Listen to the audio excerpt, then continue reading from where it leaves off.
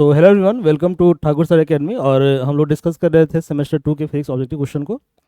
तो ये आज हम लोग सेट 3 को डिस्कस करेंगे, थर्ड सेट को डिस्कस करेंगे। Okay, it is for MJC 1 MJC 2 both. Okay, कुछ लोगों ने कमेंट किया था कि MIC 2 का भी करा दीजिए, तो MIC 2 MIC दोनों के लिए एप्लीकेबल है ये। Okay,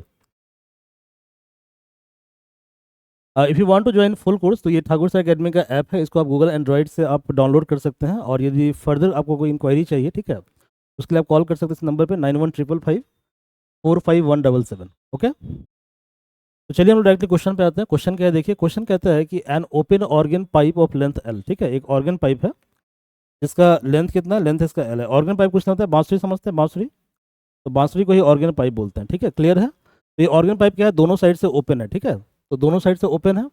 an open organ pipe of length L, और ये जो ऑर्गन पाइप है इसका लेंथ कितना दिया है, इसका लेंथ दिया हुआ है एल। क्लियर है, इसका लेंथ है टोटल एल। एल क्लियर है, ठीक है। एल तो कहता है कि the pressure variation is maximum. Pressure variation maximum कहाँ पे होगा, तो मैक्सिमम का मतलब क्या हुआ, मैक्सिमम का मतलब ये हुआ कि एम्पलीट्यूड मैक्सिमम कहाँ पे होगा। क्लियर है। तो देखो ये डायग्राम थोड़ा सा मतलब गड़बड़ हो गया है। ठीक है, तो देखिए जो ओपन ऑर्गन पाइप है वहाँ पे इस तरह से वेव क्रिएट होगा। ठीक है, इस तरह से जो है वेव का डायग्राम होगा।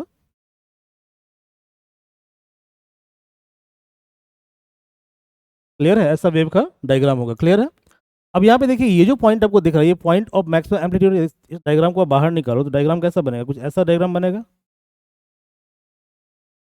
कुछ ऐसा डायग्राम बन रहा है। आ रहा है समझ में। तो ये जो पॉइंट आपको दिख रहा है ये पॉइंट ऑफ मिनिमम एम्पलीट्यूड है। तो यहाँ पे पी क्या होगा, पी यहाँ पे मिनिमम होगा। आ रहा है समझ में। और ये जो पॉइंट है यहाँ पे एम्पलीट्यूड क्या होगा, आपका मैक्सिमम होगा। तो ये पी मैक्स है, प्रेशर मैक्स। तो प्रेशर मैक्स का मतलब क्या हुआ, मैक्सिमम एम्पलीट्यूड। और प्रेशर मीन का मतलब क्या हुआ, मिनिमम एम्पलीट्यूड। ओके, अब आपको यहाँ पे ध्यान में ये रखना है कि जो मैक्सिमम का जो पॉइंट होता है उसको बोलते हैं एंटी नोड। क्या बोलते हैं हम, एंटी नोड। तो इसको क्या बोलते हैं, इसको बोलते हैं एंटी नोड।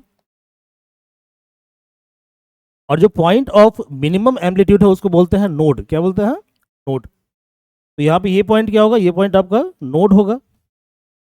क्लियर है। तो नोड क्या है, नोड है पॉइंट ऑफ मिनिमम एम्पलीट्यूड। ठीक है, और एम्पलीट्यूड को यहाँ प्रेशर के टर्म में दिखाते हैं। देखिए यहाँ पे वेव का जो स्टैंडर्ड इक्वेशन है उसको समझिए जरा। ठीक है, जैसे मान लीजिए कोई ट्रैवलिंग वेव है। ठीक है, ये वेव इस तरह से प्रोपोगेट कर रहा है। तो यदि वेव ऐसे प्रोपोगेट कर रहा है तो वेव का डिस्प्लेसमेंट का जो इक्वेशन होता है, ठीक है, एक्स डायरेक्शन में, इसको हम लिखते हैं वाई एक्स टी। क्या लिखते हैं, वाई एक्स टी। ठीक है, यानी कि वाई जो है वो एक्स और टी का फंक्शन है। ठीक है, तो एक्स मतलब क्या हुआ, डिस्प्लेसमेंट। मतलब वेव क्या करेगा, वेव जो है प्रोपोगेट करेगा, एक्स डिस्टेंस ट्रेवल करेगा, कितने टाइम में, टी टाइम में। ठीक है, तो वेव के नेचर को दिखाने के लिए हम दो वेरिएबल यूज करते हैं, एक्स और टी, डिस्प्लेसमेंट और टाइम वेरिएबल। क्लियर है। अब यहाँ पे वाई को हम दिखाते हैं, इसका क्वेश्चन होता है A sine omega, omega T minus X by V. ये क्लियर है। यहाँ पर ये जो आपको ए दिख रहा है, ए को बोलते हैं एम्पलीट्यूड। क्या बोलते हैं, एम्पलीट्यूड। यदि इस वेव को आप ऐसे दिखाओगे, ठीक है, तो मान लो कि साइन का इस तरह से ग्राफ होता है, ये साइन का कर्व है। क्लियर है, साइन का कर्व है।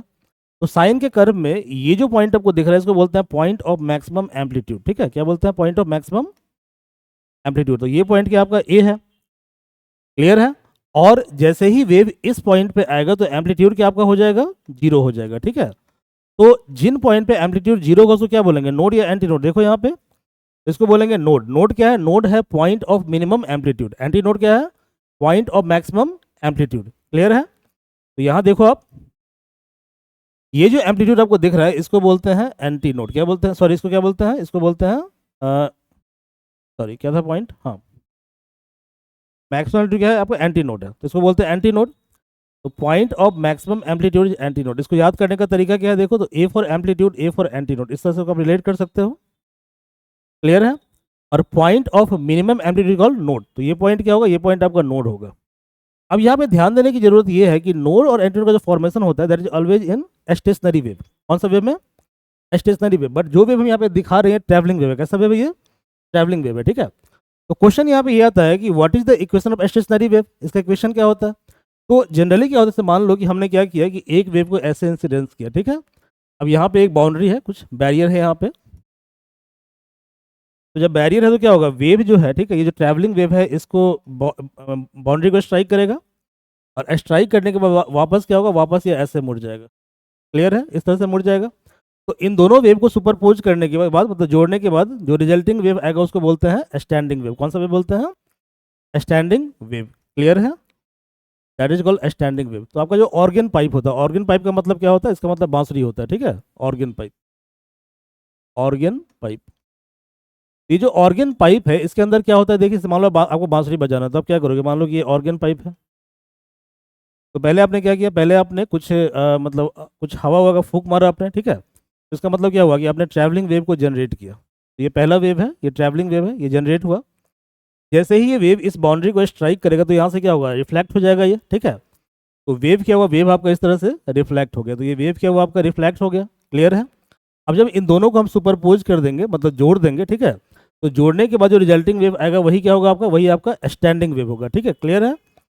तो ये जो स्टैंडिंग वेव है इसका इन जनरल इक्वेशन होता है वाई एक्स टी। क्या होता है? Y X T. मतलब यहाँ भी क्या है? डिस्प्लेसमेंट वाई जो है वो टाइम और पोजिशन एक्स का फंक्शन है, और इसका फॉर्मूला होता है ए डैश साइन ओमेगा टी। क्या होता है? ए डैश साइन ओमेगा टी। अब यहाँ पर जो आपको ए डैश दिख रहा है, ए डैश, ये है आपका 2a साइन के एक्स, अदरवाइज 2a कॉस के एक्स। दोनों में से कोई भी एक फंक्शन हो सकता है। क्लियर है? कॉस के एक्स। तो यदि आप कंपेयर करते हो स्टैंडिंग वेव को ट्रैवलिंग वेव से, तो दोनों में डिफरेंस क्या आपको दिख रहा है? दोनों में डिफरेंस आपको ये दिख रहा है, ठीक है। In case of travelling wave amplitude क्या है आपका? कांस्टेंट है, ये ए क्या है? कांस्टेंट है, ठीक है। But in case of standing wave, यहाँ पे जो एम्पलीट्यूड आपका ए डैश है दैट इज 2a साइन के एक्स, क्लियर है, या 2a कॉस के एक्स। तो ये जो एम्पलीट्यूड है ये डिपेंड करता है साइन के ऊपर या कॉस के ऊपर। क्लियर है? तो इसका मतलब क्या हुआ? ये वेरिएबल है। समझ में आ रहा है? जैसे मान लो साइन के एक्स का मिनिमम वैल्यू कितना होगा? 0। तो 2a कितना हो जाएगा? 2a into 0 0। तो यहाँ एम्पलीट्यूड 0 हो सकता है, ठीक है। साइन के एक्स का मैक्सिमम वैल्यू कितना होगा? 1 होगा, ठीक है। तो 2a इंटू 1 कितना होगा? 2a होगा। तो एम्पलीट्यूड क्या होगा? मैक्सिमम होगा। इसका मतलब ये हुआ, ठीक है, कि in case of standing wave जो एम्पलीट्यूड है वो वेरी करता है 0 से लेकर 2a के बीच में। ये क्वेश्चन आगे आया हुआ है, इसलिए मैंने कॉन्सेप्ट यहाँ बता दिया आपको, ठीक है। तो 0 से 2a के बीच में क्या होगा? वेरी करेगा ये, ठीक है। तो ये वेरिएबल होगा। जबकि ट्रैवलिंग वेव के केस में क्या हो रहा है कि आपका जो ए है, ए क्या है? फिक्स है आपका। ए क्या है आपका? फिक्स है, मतलब ए वेरी नहीं करेगा। एक बार दोबारा हम रिकैप कर लेते हैं। स्टैंडिंग वेव क्या होता है? स्टैंडिंग वेव इन जनरल, ठीक है, सिंपल जो वेव उसको स्टैंडिंग सॉरी उसको हम ट्रैवलिंग वेव बोलते हैं, ठीक है। जब दो ट्रैवलिंग वेव को मिलाएंगे तब क्या बनेगा? स्टैंडिंग वेव बनेगा। क्लियर है? स्टैंडिंग वेव कैसे बनता है? तो एक वेव इंसिडेंट है ट्रैवलिंग वेव, फिर दोबारा क्या हुआ? रिफ्लेक्ट हुआ, दोनों को हमने सुपरपोज किया, बन गया स्टैंडिंग वेव, ठीक है।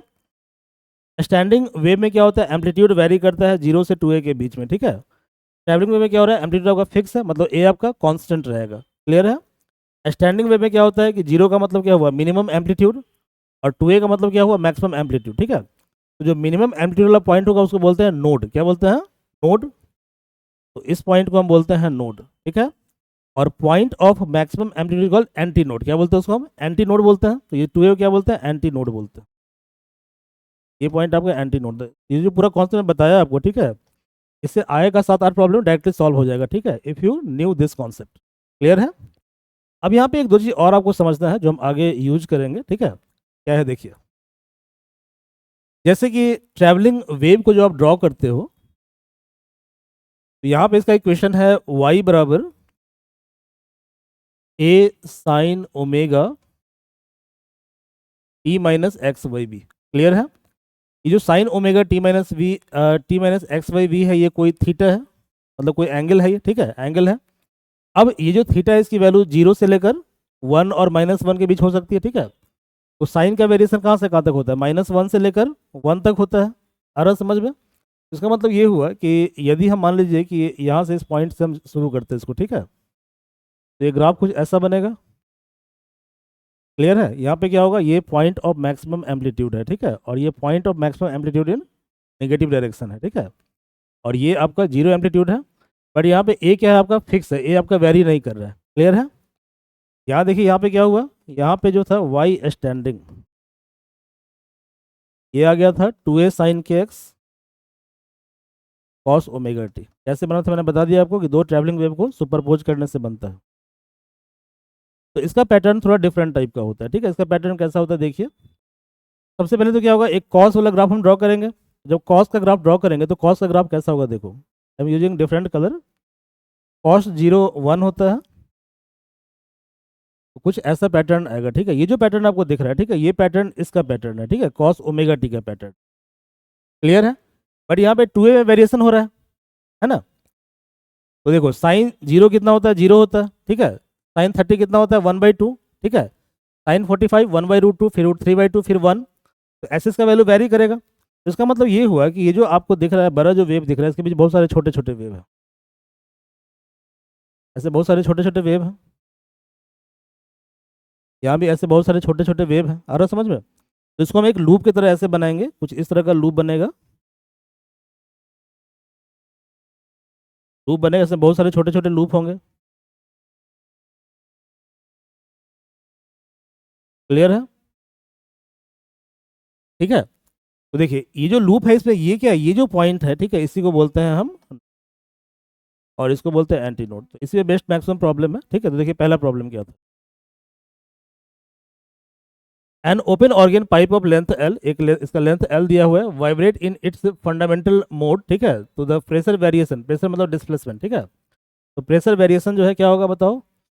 तो मैक्सिमम पूछ रहा है, मैक्सिमम का मतलब क्या होगा, नोड। तो नोड कहाँ पे हो रहा है, नोड इसका दो एंड पे मैक्सिमम हो रहा है। तो इसका आंसर क्या होगा, इसका आंसर ए होगा, ठीक है। इसका आंसर ए होगा, ठीक है, ए होगा। अगला प्रश्न क्या है देखो, कहता है कि ऑर्गन पाइप मतलब बांसुरी, ऑर्गन पाइप क्या होता है, बांसुरी होता है, ठीक है। तो यहाँ पे इसका दोनों एंड ओपन है, ठीक है। तो दोनों एंड इसका ओपन है। देखो ऑर्गन पाइप में क्या बताया था कि इन जनरल कैसे पैटर्न बनेगा, हमेशा स्टैंडिंग वेव बनेगा और ऐसा पैटर्न बनेगा, कुछ इस तरह का पैटर्न बनेगा। क्लियर है, ऐसा पैटर्न बनेगा, ठीक है। तो कहता है कि organ pipe open at both and contains, ठीक है, कौन सा वेव, ठीक है। तो क्या बताया था मैंने अभी आपको कि ऑर्गन पाइप के अंदर जो वेव होता है हमेशा क्या होगा, स्टैंडिंग वेव होगा। कौन सा वेव होगा, स्टैंडिंग वेव होगा, ठीक है। तो यहाँ पे ऑप्शन स्टैंडिंग वेव नहीं दिया होगा, दिया हुआ बताओ। यहाँ पहला एग्जाम्पल क्या दिया, यहाँ दिया स्टेशनरी वेव, सेकंड है ट्रैवलिंग वेव। देखो ट्रैवलिंग वेव तो होगा नहीं है, ठीक है। अगला क्या है, ट्रांसवर्स ट्रैवलिंग वेव, तो ये भी नहीं होगा, ठीक है। और ट्रैवलिंग वेव तो ये भी नहीं होगा। तो सिर्फ क्या होगा, सिर्फ स्टेशनरी वेव होगा। कैसा वेव होगा, स्टेशनरी वेव होगा, ठीक है। अब यहाँ पे एक चीज नोटिस करो, जैसे एक होता है ट्रांसवर्स वेव और एक होता है लॉन्गिट्यूडनल वेव, दोनों में डिफरेंस क्या होता है। देखो ट्रांसवर्स वेव जो होता है, ठीक है, वो डायरेक्शन प्रोपोगेशन के परपेंडिकुलर होता है। जैसे कि वेव जब इस तरह से प्रोपोगेट कर रहा है, इसको बोलते हैं ट्रांसवर्स वेव। क्लियर है, कौन सा बोलता है, ट्रांसवर्स वेव। और जब वेव इस तरह से प्रोपोगेट करता है, ठीक है, ऐसे मान लो प्रोपोगेट कर रहा है,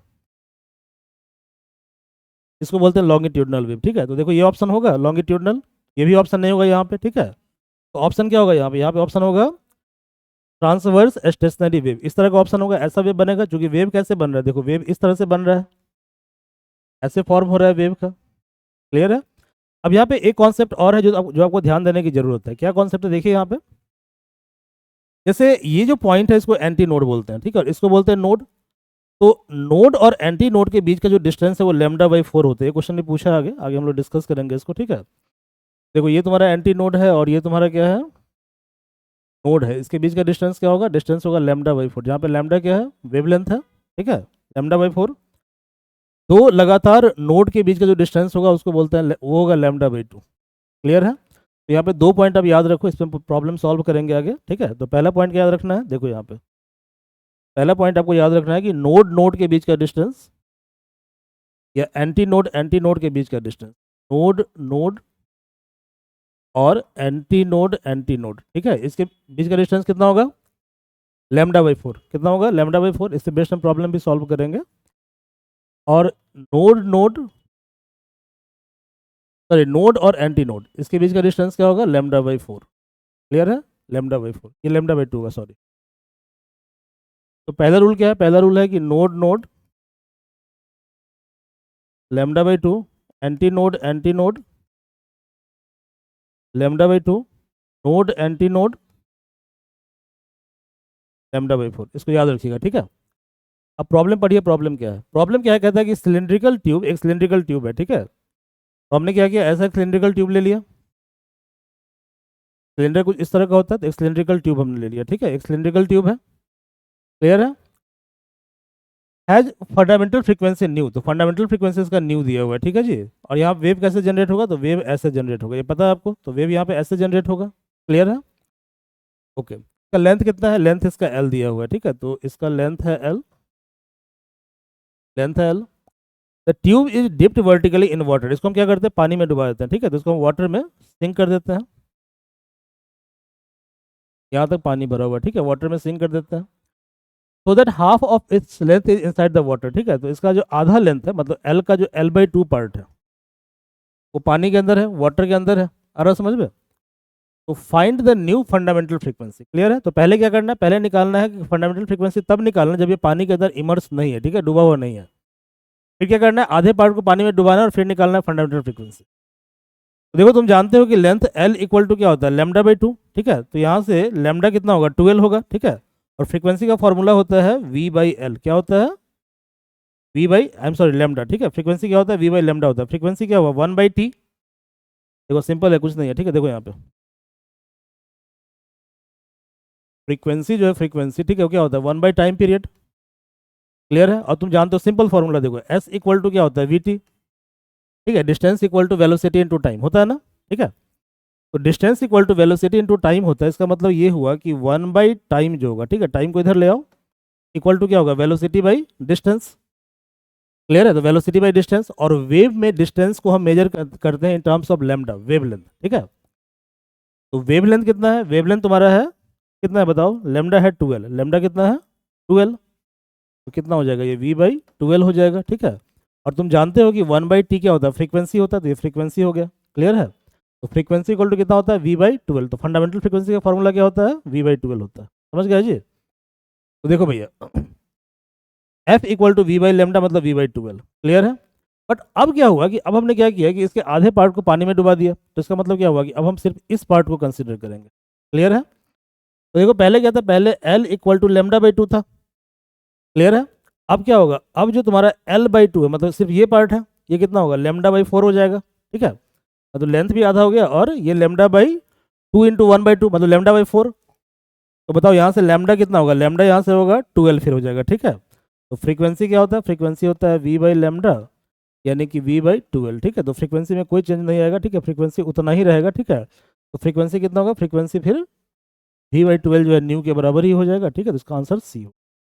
ये क्लियर है, समझ में आ गया, कोई डाउट है you may ask, you may comment, ठीक है, I will try to give the answer. Question है कि phenomena beat can take place, ठीक है, बीट क्या होता है, ठीक है, बीट जो है वो कैसे बनता है, ठीक है, देखो बीट और स्टैंडिंग वेव लगभग सेम ही चीज़ होता है, ठीक है, क्लियर है। तो बीट में क्या होता है, पहली बात तो यह है कि बीट जो है, ठीक है, that can occur for both kind of wave, ठीक है, whether they are longitudinal wave as well as transverse wave, ठीक है। ट्रांसवर्स वेव क्या होता है, मैंने बताया था अभी आपको कि ट्रांसवर्स वेव कुछ इस तरह से प्रोपोगेट करता है, इसको बोलते हैं ट्रांसवर्स,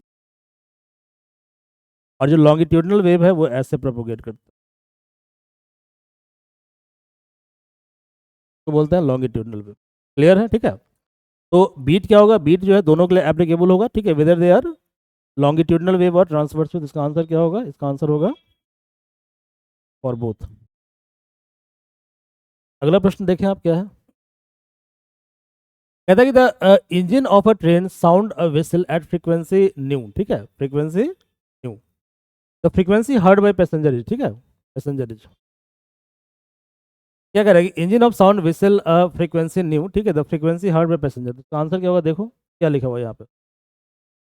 मान लो कि यहाँ पे इंजन है, ये इंजन है, इंजन क्या करता है, इंजन यहाँ से कुछ फ्रीक्वेंसी रिलीज करता है, तो फ्रीक्वेंसी कितना है न्यू है, ठीक है, और यहाँ पे क्या है, यहाँ पे कोई इसको सुनना चाह रहा है, स्टेशनरी है, ठीक है।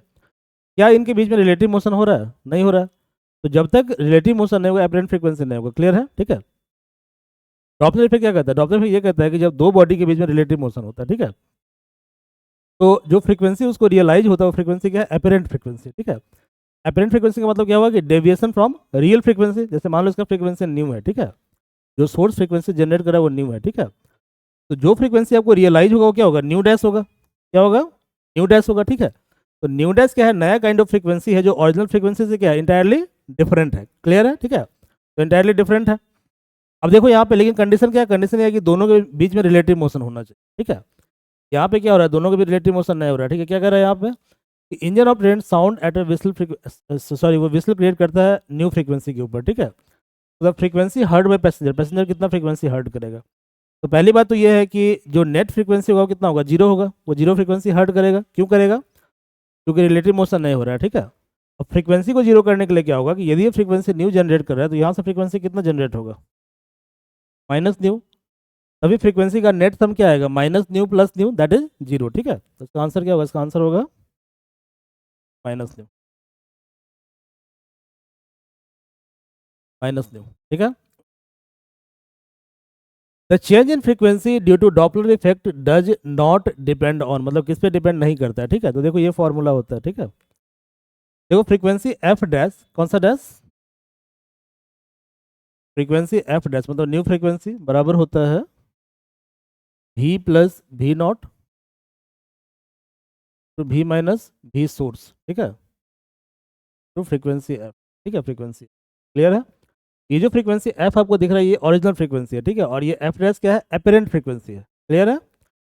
और तो देखो एफ क्या है, लिख लो यहाँ पे, एफ क्या है, एक्चुअल फ्रीक्वेंसी है। ये जो एफ आपको दिख रहा है ये रियल फ्रीक्वेंसी, ठीक है, जैसे आपने इंजन वाले केस में देखा था, तो ये रियल फ्रीक्वेंसी क्लियर है। एफ डैश क्या है, जो ऑब्जर्वर सुन रहा है उसको बोलते हैं observer frequency,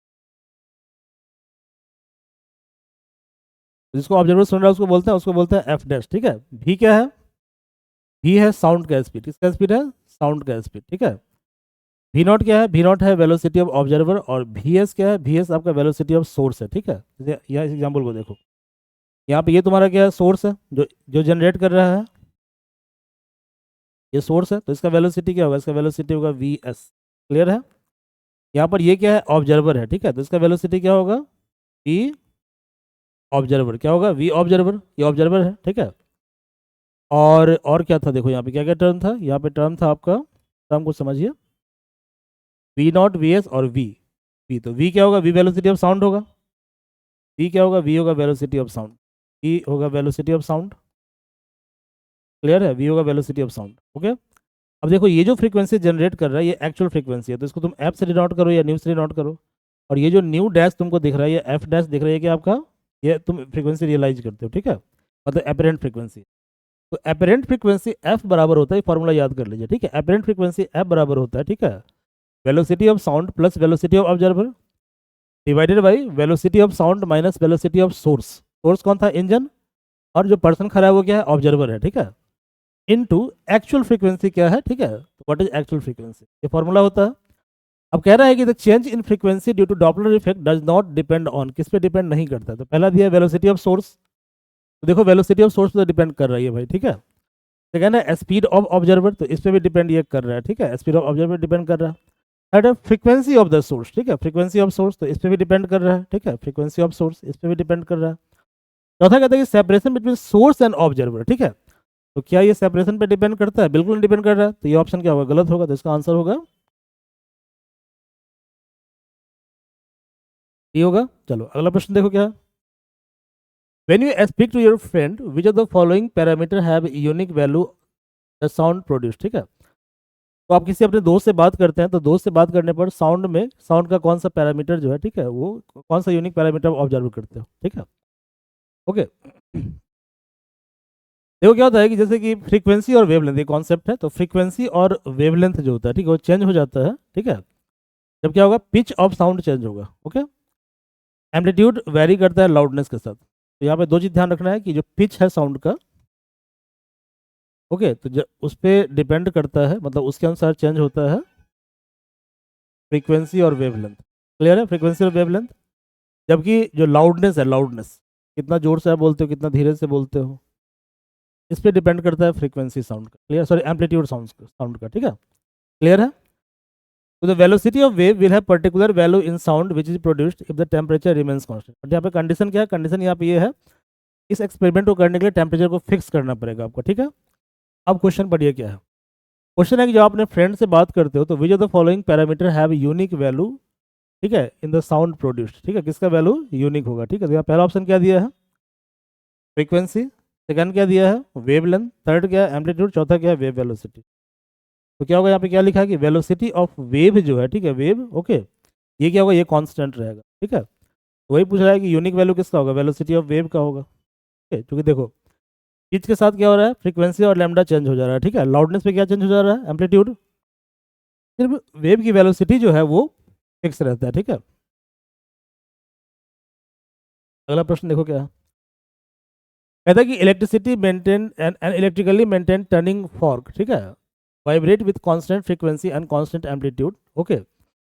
if the temperature of surrounding air increases but pressure remains constant, the sound produced. Question समझ में आया कि नहीं, बताओ पहले। क्वेश्चन यहाँ पे ये कह रहा है कि एक ट्यूनिंग फॉर्क है। ट्यूनिंग फॉर्क एक जैसे चम्मच को ले लो, चम्मच को ट्यूनिंग फॉर्क, जैसे मान लो कि ऐसा कोई मेटेलिक सरफेस है, मेटेलिक कुछ चीज़ है, ठीक है, और तुम इसको क्या कर रहे हो, इसको तुम जो है मतलब यहाँ पे तुम कुछ कोई चीज़ से इसको स्ट्राइक कर रहे हो, ठीक है, कोई मेटेलिक सरफेस है ऐसा, ठीक है, और इसको तुम ऐसे से मार रहे हो, चम्मच से मार रहे हो, इसको ट्यूनिंग फॉर्क बोलते हैं, ठीक है। तो ये इलेक्ट्रिसिटी वाला है, जैसे कि आपके स्कूल के अंदर होता है ना बेल, इलेक्ट्रिक बेल जो होता है, ओके, तो दैट में भी example of electrical tuning fork, ठीक है, example of electrical tuning fork.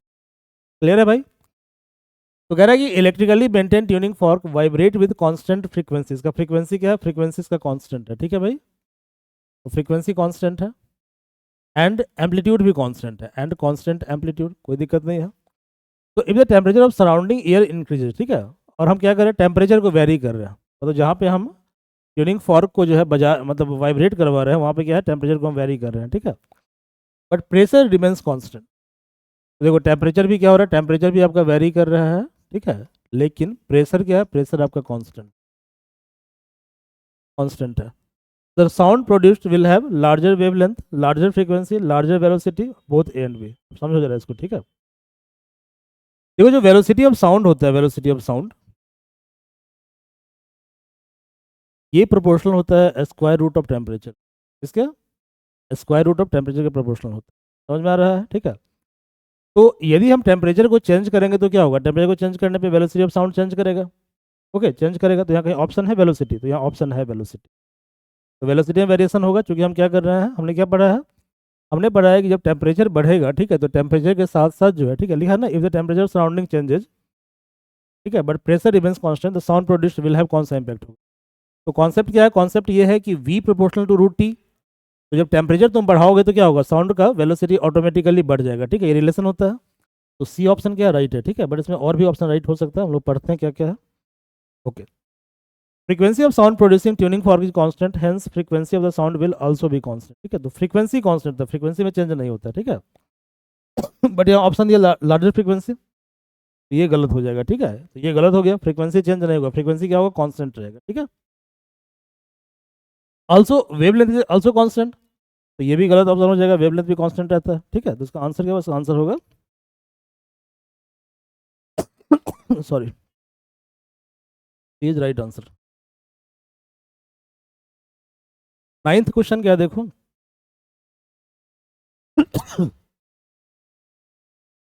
A source of sound moves towards observer. समझिए जरा इस चीज़ को। मान लीजिए कि ये ऑब्जर्वर है और ये सोर्स है जो साउंड क्रिएट कर रहा है, ठीक है भाई। तो ये सोर्स है और ये ऑब्जर्वर है और ये साउंड क्रिएट कर रहा है, क्लियर है। जब ये साउंड क्रिएट करेगा तो इसका मतलब क्या हुआ, it will generate some frequency,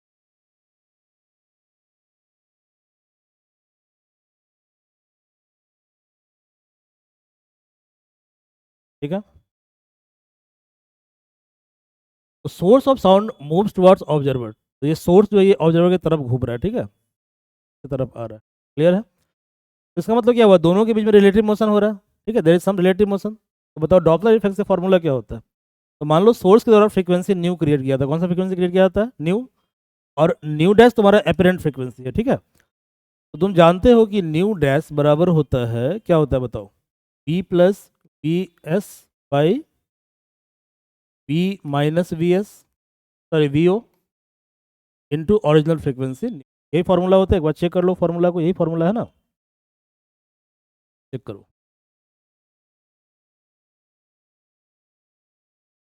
we plus V naught, V minus V naught, V minus V S plus V O minus V S, V plus V O V minus V S. तो ये गलती लिखा गया, we plus V ओ है, ठीक है, V O V minus V S, यही होता है S, okay, V S into V O. यहाँ पे वी क्या है, वेलोसिटी ऑफ साउंड है, वी ओ क्या है, वेलोसिटी ऑफ ऑब्जर्वर है, ओके, और वी एस क्या है, वेलोसिटी ऑफ सोर्स है। बट यहाँ पे सोर्स क्या है, सोर्स यहाँ पे स्टेशनरी है, ध्यान दो यहाँ पे।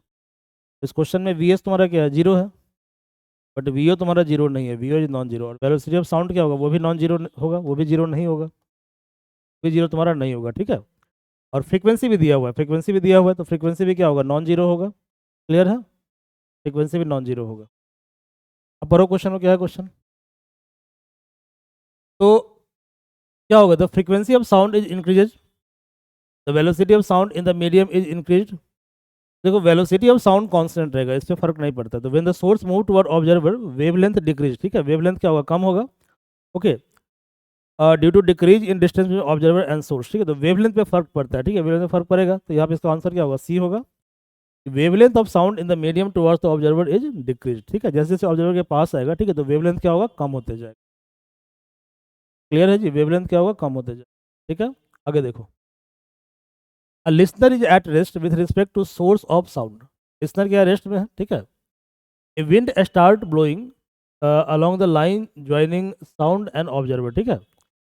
देखो कोई सोर्स ऑफ साउंड है और कोई ऑब्जर्वर है, इसके बीच में जो है, ठीक है, इसके बीच में कोई स्ट्रिंग फिक्स कर दिया गया है, कोई रस्सी है, ठीक है। तो which of the following quantity do not change, कौन सा क्वांटिटी चेंज नहीं होगा, ठीक है। तो देखो फ्रीक्वेंसी और टाइम पीरियड ये चेंज नहीं होता है, अदर पैरामीटर चेंज हो सकता है बट फ्रीक्वेंसी और time period do not change if wind blows along this line, ठीक है। इस लाइन के अलोंग, मतलब यहाँ पे सोर्स है, यहाँ ऑब्जर्वर है, तो इस लाइन के अलोंग यदि विंड ब्लो करता है तो इस केस में क्या होगा, फ्रीक्वेंसी और time period do not change. Clear है, जो कि मीडियम वही है, ठीक है। क्या होगा, फ्रीक्वेंसी एंड टाइम पीरियड।